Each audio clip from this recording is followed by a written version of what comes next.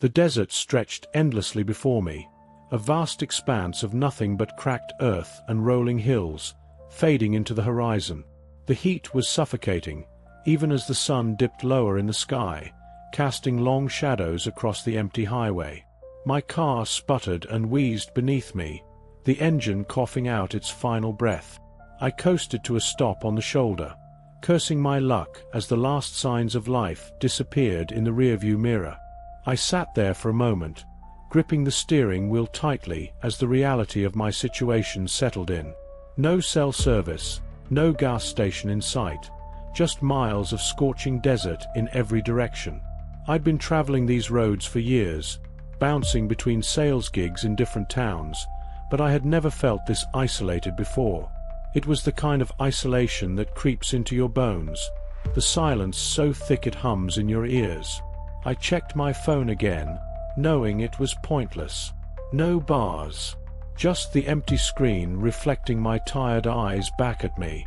With no other choice, I grabbed my jacket, stepped out of the car, and started walking.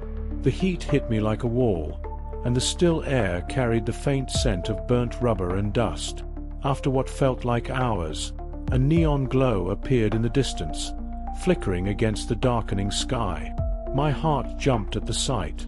Finally, some sign of civilization. As I drew closer, the outline of a weathered building came into view, the dead-end motel. The sign buzzed and sputtered like an old light bulb on the verge of burning out. I approached cautiously, the gravel crunching beneath my feet. The place looked like it had been forgotten by time, a relic of a different era. The windows were clouded with grime, and the paint was peeling from the walls in long, curling strips. But it was shelter, and I needed to rest. Pushing open the door, I was greeted by a dull chime and the smell of stale air. The lobby was dimly lit, cluttered with outdated furniture that seemed to have been there since the 1950s. A lone figure stood behind the counter, a tall, thin man with hollow cheeks and deep-set eyes that seemed to follow my every move. "Need a room for the night?" His voice was raspy, almost as if he hadn't used it in years. I hesitated for a moment, feeling a strange sense of unease creep up my spine. But exhaustion won out, and I nodded. "Yeah, just for the night." He slid a key across the counter with a slow, deliberate motion. "Room 12. Last one down the hall." I took the key, muttering my thanks, and headed down the narrow hallway. The walls seemed to close in around me as I walked, the air thick with dust and a sense of something wrong. The floor creaked under my weight, and the dim lights flickered overhead, casting eerie shadows on the worn carpet. Reaching room 12, I unlocked the door and stepped inside, the heavy wooden door closing with a soft thud behind me. The room was small, barely furnished with a bed, a nightstand, and a dresser. It smelled faintly of mildew and something else I couldn't quite place, something metallic like old blood. I set my bag down, took a deep breath, and tried to shake off the feeling of dread that had settled in my chest. It was just a night, I told myself. Just one night. I collapsed onto the bed, the mattress sagging beneath me with a tired groan. The room was stifling, the air thick and unmoving, despite the feeble ceiling fan spinning lazily above. I could feel the day's heat still clinging to my skin, a clammy sheen of sweat that made the sheets stick to my body. I closed my eyes for a moment, hoping sleep would come quickly, but my mind wouldn't settle. Something about this place gnawed at me, a low hum of unease that wouldn't quiet. A few minutes passed before I forced myself to sit up again, unable to relax. I needed to clear my head. The small bathroom adjacent to the room offered a lukewarm shower, its pipes groaning in protest as water sputtered from the rusted showerhead. It wasn't much, but it did the job of washing away the dust of the desert. After drying off, I dressed and stepped back into the room, the coolness of the night starting to creep in through the old window. I decided to check out the motel's front office, hoping to grab a drink or a snack, anything to take my mind off the strangeness that was settling in my gut. When I returned to the lobby, the thin man behind the counter was still there, his eyes following me with that same unsettling intensity. He didn't speak, just watched. The silence stretched out, awkward and oppressive. I cleared my throat. "Got any soda or something?" The man blinked slowly, his lips curling into what could almost be called a smile, though it was more of a grimace. "Help yourself," he said, gesturing toward an old vending machine against the far wall. I fumbled for some change and approached the machine, its surface covered in a thin layer of dust. After feeding it a few quarters, I pressed the button for a soda, but nothing happened. I hit the button again, harder this time, and the machine rumbled weakly before spitting out a lukewarm can. I picked it up and opened it, the hiss of carbonation barely audible. I turned back to the counter. "Is it always this quiet around here?" The man's eyes didn't waver. "Quiet place. People come and go." It wasn't much of an answer, but something told me he wasn't the type to engage in small talk. I nodded and made my way back toward the hallway, the dull sound of my footsteps echoing in the silence. The hall seemed longer than before, the shadows deeper, and the flickering lights overhead gave the place a strange, disorienting quality. Back in my room, I sat on the edge of the bed and sipped my soda. The taste was off, stale and metallic, but I drank it anyway, too tired to care. Outside, the wind had picked up, howling softly through the cracks in the old windows. Every creak and groan of the building seemed amplified in the stillness of the night, and I couldn't shake the feeling that I wasn't alone. A sudden knock at the door made me jump, my heart hammering in my chest. I stared at the door for a moment, unsure of what to do. Who would be knocking at this hour? "Who is it?" I called out, my voice unsteady. Silence. I waited a beat, then stood and cautiously approached the door. Pressing my ear against the wood, I listened for any sound, but all I heard was the wind outside. Slowly, I turned the knob and opened the door just a crack, peeking out into the hallway. No one was there. The hallway was empty, just as it had been when I walked back from the lobby. I stepped out and looked both ways, but the dimly lit corridor stretched on in either direction, deserted. I shook my head and stepped back inside, locking the door behind me. My nerves were getting the best of me, I told myself. It had been a long day, and I was exhausted. I just needed sleep. I lay down on the bed, pulling the thin blanket over me. But even as I closed my eyes, I couldn't ignore the creeping sense of dread that had settled deep in my bones. Something was wrong here. I just couldn't figure out what. I must have dozed off at some point, because the next thing I knew, I was jolted awake by a sharp noise. A whisper, faint but unmistakable, like the hiss of wind through cracked glass. I blinked into the darkness, the room bathed in shadows that seemed to writhe and shift around me. For a moment, I lay still, trying to calm my racing heart. The room was quiet again, but the whisper had felt so real. I rubbed my eyes and sat up, glancing around. Nothing seemed out of place, but the eerie feeling I had when I first entered the motel now pressed down on me even harder, like an invisible weight on my chest. I reached for my phone on the nightstand, instinctively seeking comfort in the glow of the screen. Still no service. No messages. Just that persistent emptiness. It was then that I heard the whisper again, this time clearer, closer. I froze, straining to make out the words. It sounded like someone was talking, but their voice was distorted, as though coming from the other side of a thin wall. The voice grew louder, but the words remained elusive, like a language I couldn't understand. I glanced toward the walls. They seemed wrong somehow, like they weren't solid, like they were thinner than they should be. I stepped out of bed, cautiously approaching the far wall, the one that bordered the room next to mine. As I pressed my ear against it, a chill ran down my spine. The whisper was louder now, and I could swear I heard my name. I jerked back from the wall, my skin crawling. It was as if the motel was speaking to me, calling me. I backed away toward the door, my breath coming in shallow gasps. I had to get out of this room, even if just to clear my head. When I opened the door, the hallway greeted me with the same oppressive silence as before, but this time it felt suffocating. The air was thick, the flickering lights casting jagged shadows that seemed to slither along the walls. I turned to head back to the lobby, hoping maybe the odd man behind the desk could give me some answers.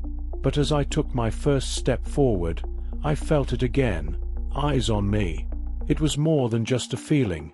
It was palpable, like fingers brushing against the back of my neck. I spun around, heart pounding, but there was nothing. The hallway was empty.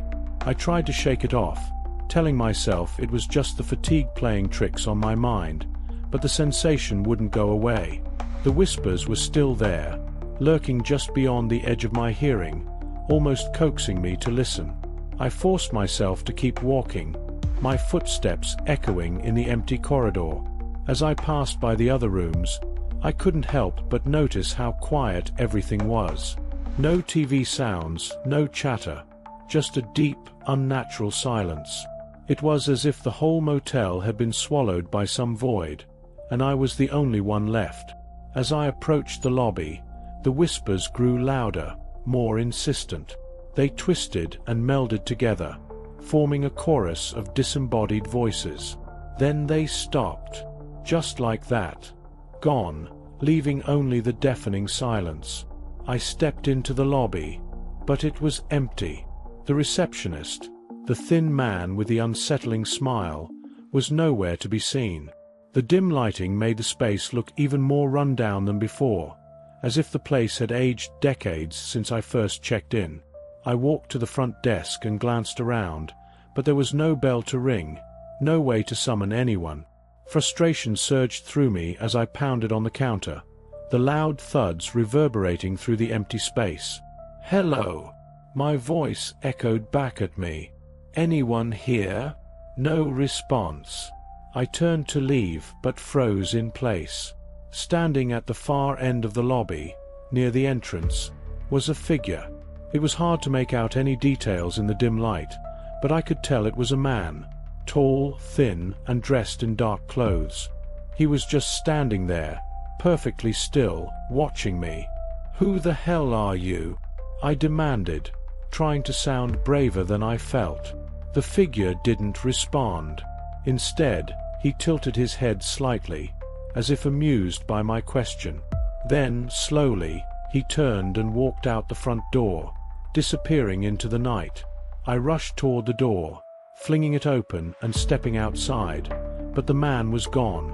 The parking lot was empty, and the only sound was the wind whipping through the desert, carrying with it that faint whisper I had heard in the room.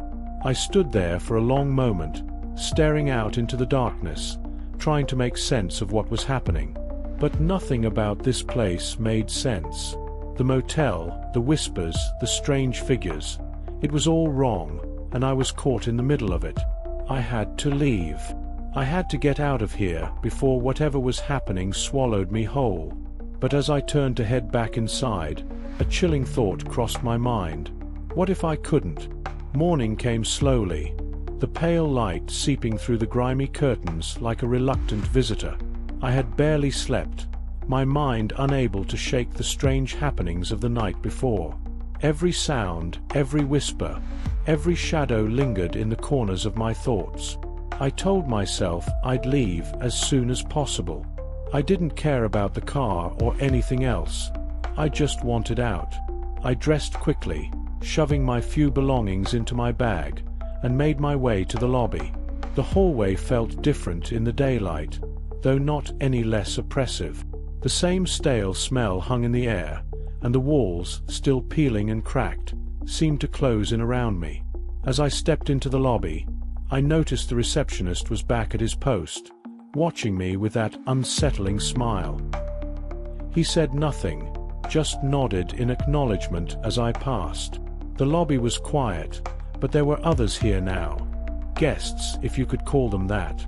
3 of them sat at a nearby table, eating breakfast from mismatched plates and cups. They spoke in hushed voices, their eyes never fully meeting one another's.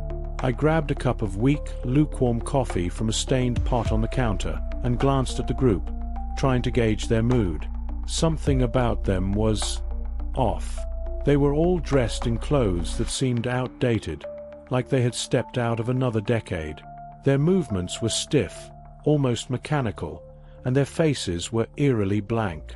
One of them, a middle-aged man with thinning hair, glanced up at me, his eyes dull and vacant. He gave me a brief, almost robotic nod before returning to his food. The woman next to him was equally expressionless, staring at her plate as if it were the most fascinating thing in the world. The third guest, a younger man, sat at the far end of the table, drumming his fingers against the wood in an erratic rhythm. I took a seat near them, cautiously sipping my coffee. The bitter taste did little to clear the fog in my mind. Something was wrong here, something beyond what I could comprehend. I wanted to ask them what they knew, what they had experienced, but their presence unnerved me. There was no spark of life in their eyes, nothing that indicated they were truly present. "Been here long?" I ventured, my voice breaking the silence. The older man looked up, blinking as if trying to recall some distant memory. He stared at me for a long moment, and I began to wonder if he had even heard me. Then, finally, he spoke, his voice low and monotone. "Long enough," he muttered. "Long enough to know there's no leaving." The words sent a chill down my spine. I leaned forward, my pulse quickening. "What do you mean, no leaving?" The woman shifted in her seat, her eyes darting nervously toward the receptionist before she spoke. "The doors don't work. The phones don't work. The car, it won't start." I glanced at the receptionist, who was still watching us with that unsettling grin. I lowered my voice. "How long have you been here?" The young man at the end of the table answered this time, his voice shaky, as if he were holding back some deep terror. I don't know anymore. Days. Weeks. It all blurs together after a while." His words struck me like a punch to the gut. How could they not know how long they'd been here? My mind raced, trying to make sense of their strange behavior. Were they trapped like me, or was this some kind of twisted performance? The older man leaned closer, his voice barely a whisper. "We're all stuck here, friend. Once you check in, you don't check out." I felt a wave of nausea rise in my throat. I pushed away from the table and stood, my legs unsteady. The other guests went back to their food as if nothing had happened, their expressions returning to that same lifeless stare. It was like they had forgotten the conversation entirely. I hurried back to my room, their words echoing in my mind. "No leaving." The thought filled me with a rising panic, but deep down, I already knew they were right. This place had a grip on me, on all of us, and it wasn't going to let go. I couldn't stay in that room another second. My heart pounded in my chest as I grabbed my bag and bolted for the door, the hollow thud of my footsteps echoing in the hallway. I had to leave this place. Now. The air outside the room was stifling, heavy with the same sense of suffocation I'd felt all night. The hallway stretched out ahead of me, dim and foreboding, but I didn't care. I ran toward the exit, the flickering lights overhead casting strange, jagged shadows on the worn carpet. The door to the lobby came into view, and for a moment, I felt a sliver of hope. I could get out. I would get out. But as I reached for the handle, a sinking feeling washed over me. The metal felt cold beneath my fingers, but when I pulled, the door didn't budge. I tugged harder, the panic rising in my throat as I realized it was locked tight. I pounded on it, shouting for anyone to let me out, but my voice was swallowed by the thick, oppressive silence. I looked around frantically, my breath coming in short, ragged gasps. There had to be another way out. A window, a back door, anything. I sprinted down the hallway toward the rear of the building, my shoes slapping against the cracked linoleum floor. I found a door at the end of the hall, a fire exit, but when I pushed against it, it felt as though I was shoving against solid concrete. It didn't move, not even a fraction of an inch. I tried again, throwing my weight into it, but it was useless. The door was sealed shut, just like the front. Sweat dripped down my face as I pressed my hands against the door, leaning into it with all my strength. "Come on," I muttered through gritted teeth, trying to force the door to give. But it didn't budge.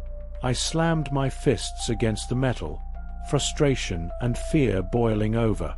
"Let me out," I shouted, my voice echoing back at me from the empty hallway. "Somebody, let me out." No response. Nothing but the sound of my own breathing, loud and ragged in the oppressive silence. I turned and hurried back toward the lobby, glancing at the closed doors of the other rooms as I passed. Were they locked in here too? Had the other guests tried to escape, or had they simply given up, accepting their fate in this cursed place? My thoughts spun in circles, each one more desperate than the last.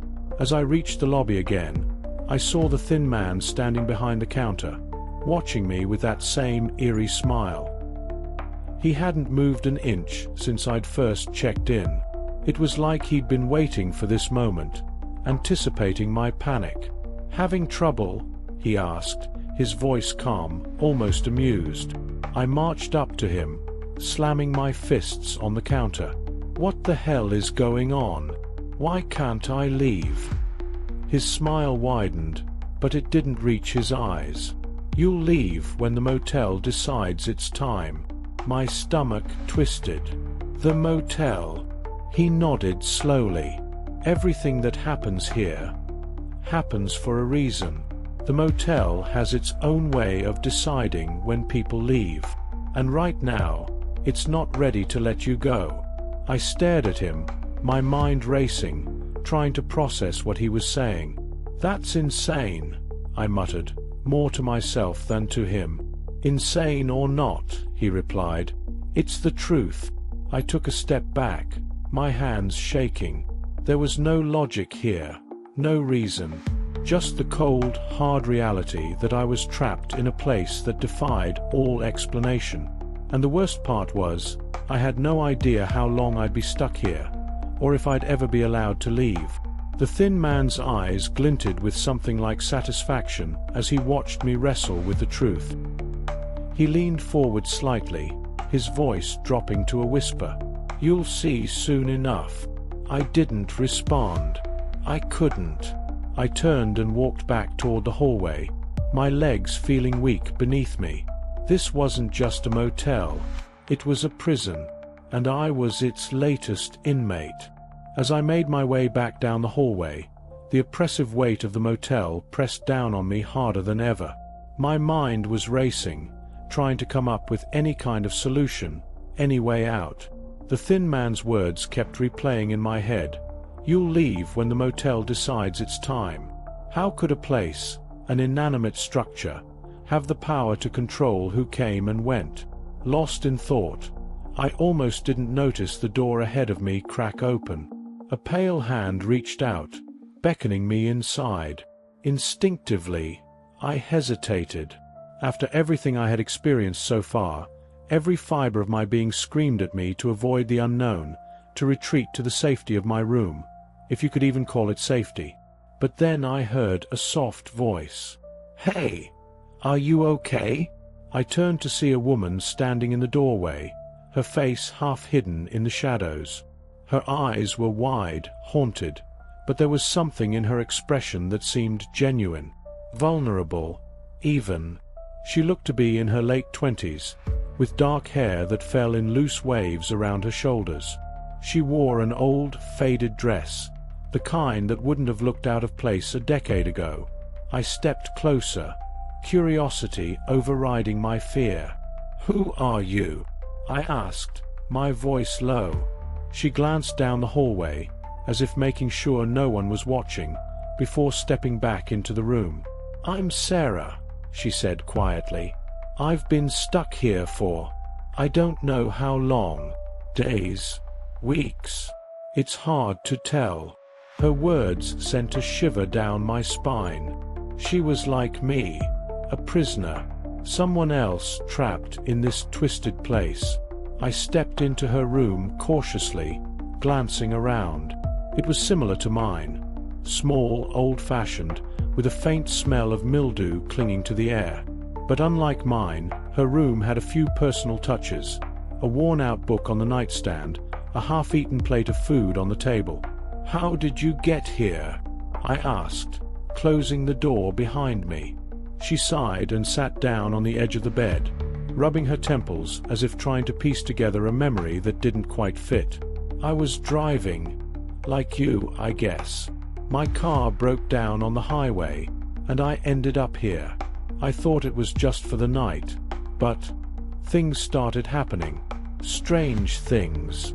I sat down in a chair across from her, feeling a strange sense of connection to this woman I'd just met. Her story echoed mine too closely. "What kind of strange things?" Sarah's eyes flickered with fear. "The whispers," she said in a hushed voice. "The shadows in the corners. And the other guests. They're not like us. They've been here longer. I think they've given up." She looked at me then, her gaze intense. "We can't let that happen to us. We have to find a way out." I wanted to believe her, wanted to believe that there was still a chance to escape this place, but the weight of the motel's presence made it hard to hold on to hope. I leaned back in my chair, running a hand through my hair. "I tried to leave," I admitted. "The doors won't open. The car won't start. It's like the whole place is locked down." She nodded, her expression grim. "That's what I thought too. But I've been doing some digging. I've found something." I sat up straighter, my pulse quickening. "What do you mean?" Sarah leaned in closer, lowering her voice. "There's a basement. It's locked, but I think there's something down there. Something that might explain all of this. Maybe even a way to stop it." My mind raced at the prospect. A basement. I hadn't seen any stairs or doors leading down, but then again, I hadn't been looking. The thought of descending into some dark, unknown space terrified me, but if Sarah was right, if there was even a chance that the answers we needed were down there, I had to see for myself. "Show me," I said, standing up. Sarah hesitated for a moment, her eyes darting toward the door. "It's not safe now. We'll go tonight, when things are quieter." I nodded, a knot of anticipation tightening in my chest. I didn't know what awaited us in that basement, but it was our only lead. For the first time since I arrived, I felt a flicker of hope. Perhaps, together, we could find a way out of this nightmare. Nightfall came slowly, the light outside dimming to a dull, ghostly gray before it finally gave way to the inky blackness of the desert. The motel seemed to shift as darkness settled over it, as though it was coming alive, stretching and creaking in anticipation of something. I stayed in my room, waiting for Sarah's signal, every sound amplified by the tension coiling in my chest. It must have been around midnight when there was a soft knock at my door. I opened it to find Sarah standing in the hallway, her face half hidden in the shadows. She looked nervous, her fingers fidgeting with the hem of her dress. "Are you ready?" she whispered. I nodded, slipping out of the room and quietly closing the door behind me. The hallway was eerily silent, the usual creaks and groans of the motel replaced by an oppressive stillness. Sarah led the way, her footsteps light and careful, as if she feared disturbing something lurking just beyond the walls. We made our way through the maze-like corridors, past closed doors that seemed to hum with hidden secrets. At the far end of the hall, Sarah stopped in front of what appeared to be a closet door. It looked just like any other door in the motel, worn and nondescript, but there was something different about it. A faint, unnatural cold seemed to radiate from the wood, and I felt a chill crawl up my spine. "This is it," Sarah whispered, glancing over her shoulder as if to ensure we weren't being watched. I swallowed hard and nodded. She reached into her pocket and pulled out a small, rusted key. "I found this hidden under a floorboard in my room," she explained. "I think it's for this door." She hesitated for a moment before inserting the key into the lock. It turned with a loud click, and the door creaked open slowly, revealing a set of narrow, dark stairs descending into the unknown. A cold, musty smell wafted up from the depths, making me gag. "Are you sure about this?" I asked, my voice barely a whisper. Sarah glanced at me, her eyes filled with equal parts fear and determination. "I don't know what's down there," she admitted, "but if we're going to find any answers, this is the place." I took a deep breath, steeling myself for what was to come. Together, we descended the stairs, the air growing colder and heavier with each step. The walls were damp, and the sound of dripping water echoed faintly in the distance. My heart pounded in my chest, my skin prickling with a sense of impending dread. At the bottom of the stairs, we found ourselves in a long, low-ceilinged corridor.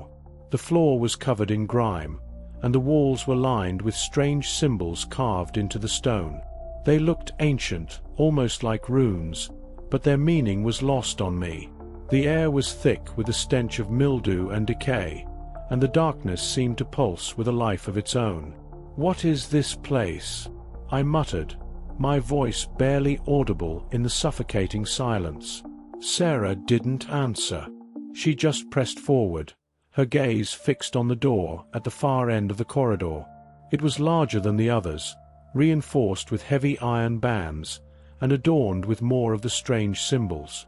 The air grew colder the closer we got, and I could feel the hairs on the back of my neck standing on end. When we reached the door, Sarah hesitated again, her hand hovering over the handle. "Whatever's behind here," she said softly, "it's the heart of this place." I could feel the motel around us, pulsing with a dark energy. It was as though the building itself was aware of our presence, watching us, waiting for us to make our move. I took a deep breath and nodded for her to open the door. The door groaned as it swung open, revealing a large, circular room beyond. The floor was covered in strange, intricate patterns, etched into the stone and filled with some kind of black substance that gleamed in the dim light. The walls were lined with shelves, filled with dusty, tattered books and old, rusted objects that looked like they hadn't been touched in decades. But it was the center of the room that drew my attention. There, in the middle of the circular patterns, was a massive stone altar, and on the altar, laid out like an offering, were photographs, dozens of them, of people. Some of them looked recent, others were faded with age, but they all had one thing in common. They were guests of the dead-end motel. I felt a cold knot of fear tighten in my stomach as I approached the altar, my eyes scanning the photos. There were faces I recognized.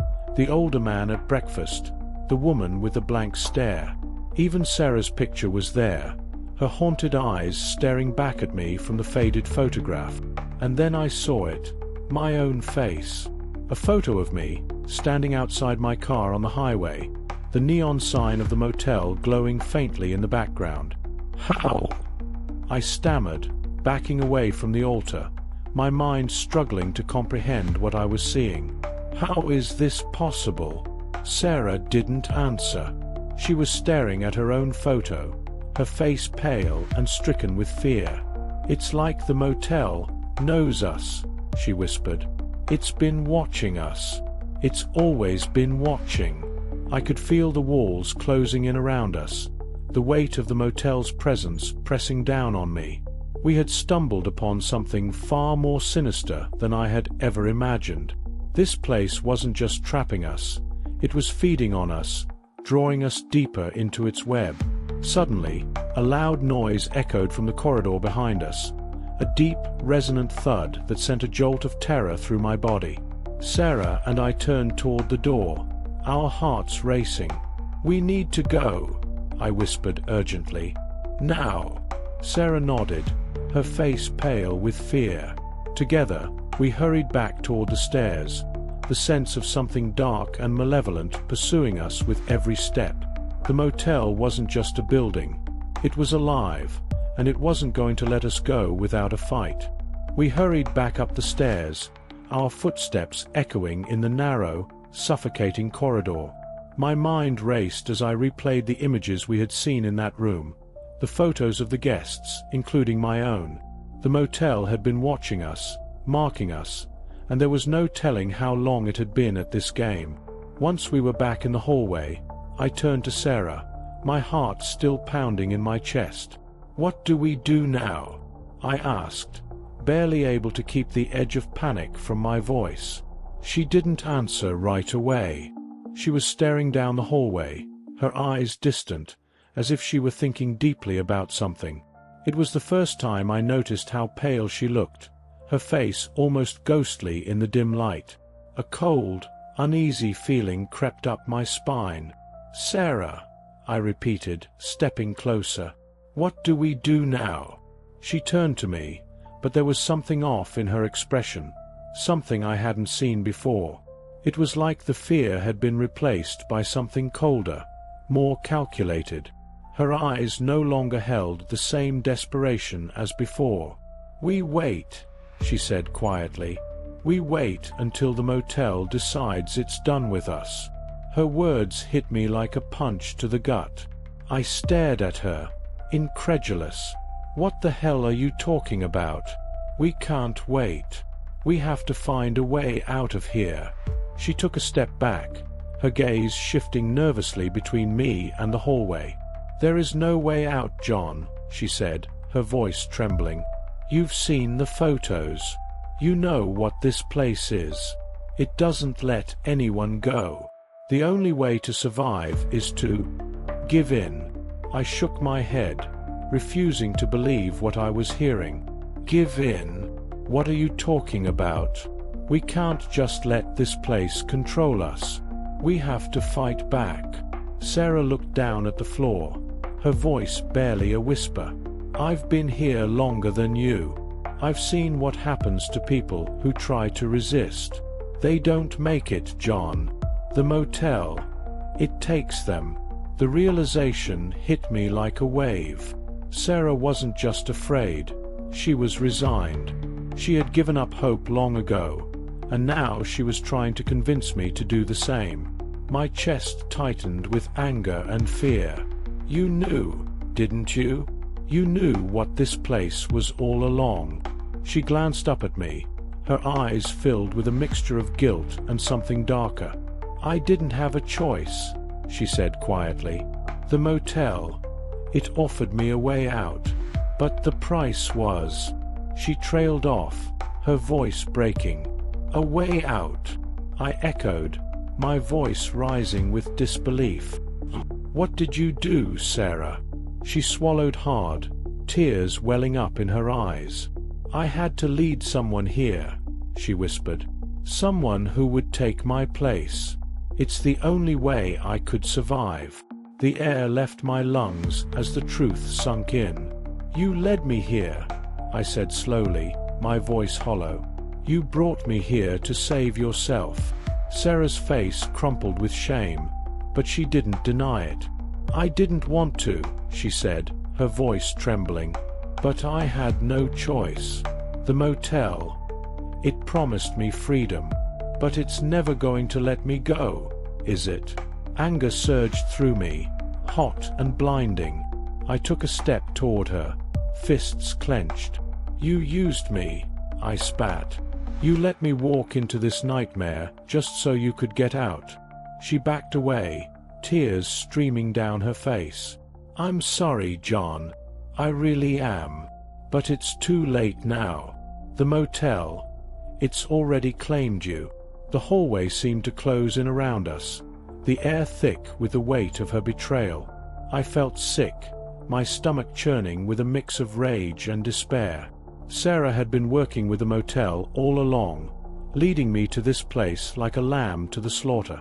And now, I was trapped. But even as the hopelessness of the situation settled over me, something inside me refused to give in. I wouldn't let this place take me. Not without a fight. "I'm not going to die here," I said through gritted teeth, my voice cold and resolute. "Not like this." Sarah just stared at me, her eyes filled with regret. "I hope you're right," she whispered. And with that, she turned and disappeared down the hallway, leaving me alone with the crushing weight of my fate. The hallway seemed to stretch on forever after Sarah left, the silence more oppressive than ever. My mind swirled with a mix of anger, fear, and a desperate need to survive. Sarah's betrayal stung deep, but I couldn't afford to dwell on it. I needed to find a way out. Somehow, some way. I took a deep breath and pushed forward, retracing my steps through the dimly lit corridors. Every corner felt like a trap, every shadow like a looming threat. The motel felt more alive than ever now, like it was watching me, waiting for me to slip up. As I reached the lobby again, I felt the atmosphere shift. The air grew colder, and the walls seemed to pulse with a faint, malevolent energy. The thin man behind the counter was gone, the place eerily empty. But something was different, something was wrong. The walls trembled slightly, a low rumble vibrating through the floor. I looked around, heart pounding, when I saw it. The door to the basement had opened on its own. The heavy iron door, which had been sealed tightly before, now stood ajar, revealing a yawning darkness beyond. It was almost as if the motel was inviting me down, luring me into its depths. Part of me wanted to run, wanted to bolt for the exit, pound on the walls, and scream for help. But I knew it was pointless. There was no leaving this place unless I confronted whatever was down there, whatever was controlling the motel. I steeled myself and walked toward the open door, my hands trembling as I gripped the cold metal of the door frame. Beyond the threshold, the basement yawned like a black hole, swallowing the faint light from the hallway. The air inside was thick with the scent of decay and something else, something metallic like blood. I descended the stairs slowly, each step creaking under my weight. The deeper I went, the colder the air became, until my breath came out in visible puffs. I could hear my own heartbeat, pounding in my ears, growing louder with each step. At the bottom of the stairs, I found myself in the same circular room Sarah and I had discovered earlier. The altar still stood at the center, the photographs strewn across it like offerings. But something was different now. The air felt electric, humming with a dark energy that seemed to coil around me, tightening with every breath I took. And then I saw him, the owner of the motel, standing on the far side of the room. His thin frame cast long, distorted shadows on the walls, his hollow eyes gleaming in the dim light. He smiled at me, but it was a cold, joyless smile, like that of a predator toying with its prey. "You've made it this far," he said softly, his voice echoing unervingly in the space. "Most don't. But then again, you're different, aren't you?" I swallowed hard, my throat dry. "What do you want from me?" He tilted his head slightly, as if amused by the question. "It's not about what I want," he said. "It's about what the motel wants. And the motel, it's been waiting for someone like you." I clenched my fists, anger bubbling up inside me. "You're not going to keep me here," I growled. "I'm not going to be another victim of this place." The owner chuckled, a sound that sent a shiver down my spine. "Victim? No, John, you misunderstand. The motel doesn't just take. It feeds. It consumes the fear, the despair, the hopelessness of those who stay here. And you've given it more than most." His words hit me like a punch to the gut, but I didn't let them show. I wouldn't give him the satisfaction of seeing me break. "I'm not afraid of you," I lied through gritted teeth. The owner's smile widened. "Oh, but you are, John. You're terrified. And that's what makes you perfect." I took a step forward, forcing myself to stand tall despite the fear gnawing at my insides. "I don't care what you think," I said. "I'm getting out of here." The owner's eyes glinted with dark amusement. "Perhaps," he said. "But the motel, it has other plans." Without warning, the room seemed to shift, the walls closing in as the dark energy of the motel swirled around us. I felt it pressing down on me, suffocating me, trying to crush my will. But I fought back, fought with everything I had left. I reached out and grabbed one of the photographs from the altar. My own photo, the one that showed me standing outside the motel. I stared at it, feeling the motel's presence pushing against my mind, trying to pull me under. But I wouldn't let it. With a surge of defiance, I ripped the photograph in half, the sound echoing like a gunshot in the silent room. The dark energy wavered, flickering like a dying flame. The owner's smile faltered for the first time. "You can't break the motel's hold," he hissed, his voice filled with sudden rage. But I could feel it. Something had shifted. The motel's grip was loosening, its power weakening. I grabbed more photos from the altar, tearing them apart, one by one. Each rip sent a jolt of pain through me, like the motel was fighting back, but I pushed through it, tearing at the images with desperate determination. The walls trembled, the dark energy swirling chaotically now, no longer under the owner's control. He stared at me, his eyes wide with fury. "You'll never escape," he shouted, his voice echoing in the collapsing room. But I didn't stop. I tore the last photo in half, and with it, the room exploded in a burst of light and sound, the motel's power finally shattering around us. The explosion of light and sound left me disoriented, my vision swimming with bright spots as I staggered backward. I heard the owner scream, an inhuman, guttural sound, before everything went silent. For a moment, I couldn't move, my body trembling as the remnants of the motel's dark energy swirled and dissipated around me. Slowly, the light faded, and I found myself standing in the basement, the air still thick with the smell of decay. But the oppressive presence that had clung to the motel was gone. The power it had over me, over all of us, had shattered with the destruction of the photographs. I took a deep breath, feeling the tension that had gripped me for so long begin to ease. The room was still now, eerily quiet, and when I looked around, the owner was gone, vanished into the darkness like a bad dream. The motel itself seemed to have returned to something more mundane, its sinister energy no longer pulsing through the walls. But I couldn't stay here any longer. I needed to get out before whatever force still lingered had a chance to return. With one final glance at the now dormant altar, I turned and made my way back up the stairs, my legs weak and unsteady. The lobby greeted me with a strange stillness. The flickering lights had steadied, the air no longer carrying that thick, suffocating weight.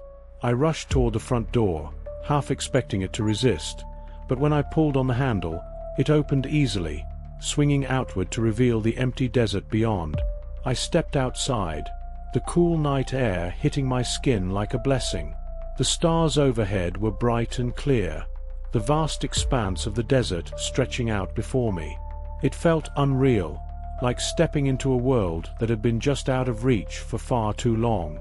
Behind me, the dead-end motel loomed in the darkness, a crumbling, forgotten relic.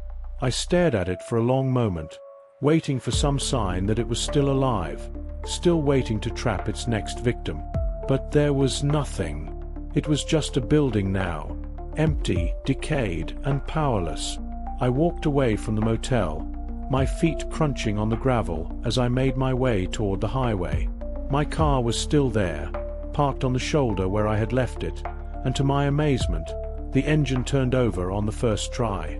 I didn't look back as I drove away, the headlights cutting through the desert night.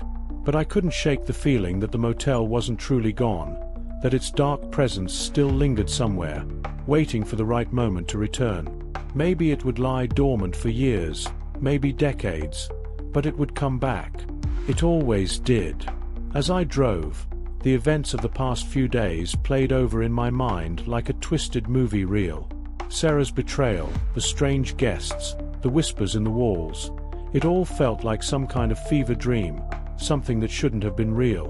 But it was real, and I had survived. But survival came at a price. I knew I would never be the same after what I had experienced.